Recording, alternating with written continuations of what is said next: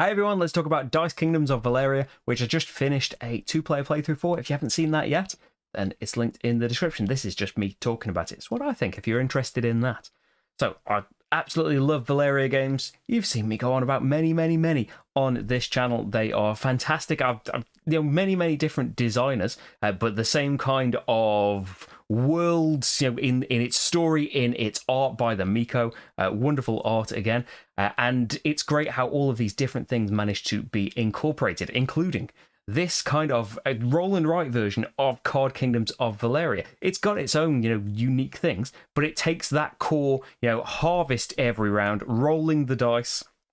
You might see in something like Magicaro as well, if you haven't played Valeria, where every round we roll the dice, and whether it's your turn or not, you're going to get something if you've got the right citizens. If you're doubling up on numbers, you'll get more and more things. So it takes that kind of thing and incorporates, the guild symbols from Card Kingdoms of Valeria. So you are progressing along these guild tracks, getting loads of bonuses that inevitably lead to the most beautiful thing about roll and writes, and maybe one of the most beautiful things about games in general lately, the way I keep going on about things, is just comboing. Whereas your turn might just be going onto those standard spaces, just filling in a couple of things, not getting very much. But there will be things, especially as you progress through the game, get to the end of some of these guild tracks, especially if you've got a load of citizens and get a particularly lucky roll that activates loads of them in one great big go.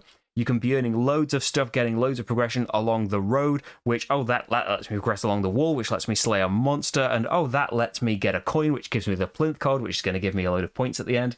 Yeah, it can just bounce off all of these different areas in a beautiful way. You can concentrate on trying to improve your citizenry to try and get the most in every single harvest, although you will accelerate the end of the game potentially by doing that. If you get unlucky, you can potentially leave yourself a bit high and dry, because if these tracks fill up that you have dedicated your citizen turns to getting, you don't get anything else for them.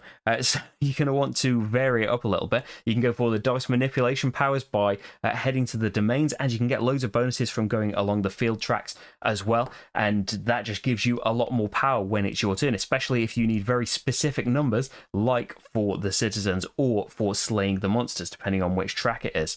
Or you can go for the focus on fighting the monsters, which will give you some kind of benefit. It might give you citizens as rewards. Fill in all the easy spaces, so when you get a free monster slaying bonus, it can be one of the difficult spaces. You get a coin every time you manually do it, which can get you their own bonuses as you go along, but also the way you're going to get the plinth cards, which can be a huge part of the scoring at the end of the game. So it's some combination of all of those that you are going to employ.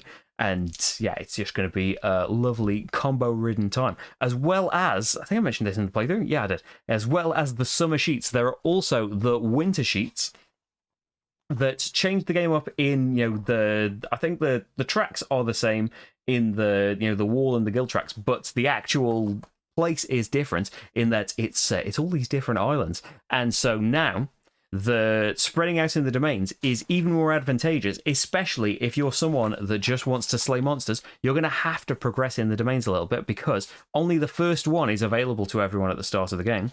All of the others, they're easier to fill up, as you can see, than these ones. There are far fewer spaces, but you have to have claimed the domains that have got the trails leading into those areas to be able to go for them. So it's not as simple as just go for the monsters. Not that I say it's simple. Didn't really do it in my version, did I?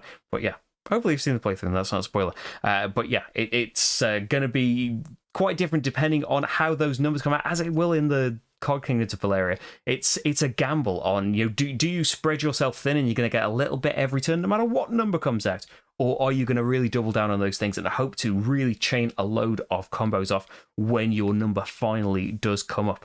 And it keeps that excitement from Card Kingdoms, whilst being, it's got all of its iconography in the world and stuff. It's still its very own distinct great entry in the Valeria series as well.